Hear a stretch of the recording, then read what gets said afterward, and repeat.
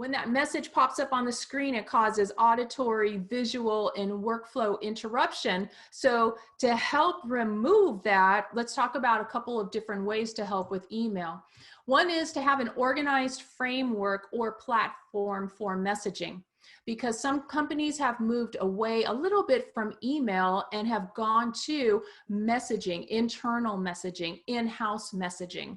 So if there is a way that everybody can gather on one particular platform for a specific reason, that's going to help.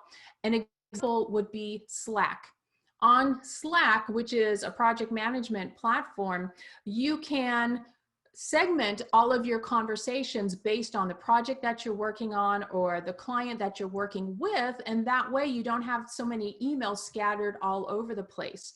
If you use an app that is similar to GroupMe, then you can specify streams. So you can set up different streams for different teams that need to talk to each other. There's no need for the entire company to see every single person's message within a platform. So divide up into groups that need to communicate with each other and agree on the expectations within that group. Is it for employees to bounce around ideas for coping with family members at home?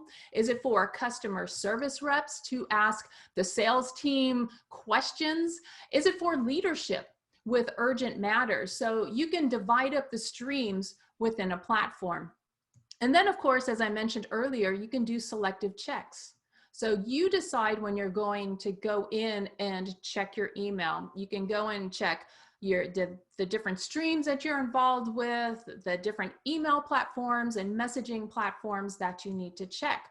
But the whole point is to not let email run your day. It's very important, whether it's email or whether it is a messaging platform. If email or messaging run your day, then you're not being as productive as you could be. It's very important that we remember that email is not the boss of us. We should be using email and messaging as a communication tool. So that's why it's really important to get a handle on that electronic communication. Now, sometimes people will reach out because they have a quick question and they would rather you solve the issue than them. So by letting them ruminate on that question for a little bit and not immediately answering them, you will actually help your colleagues and any direct reports start to foster those independent thinking skills, having to solve things on their own. Now, most of you who are here on the seminar, you're probably the go-getters in your organization. You're the ones who get things done, which means people go to you for help and for questions. And that's a great thing.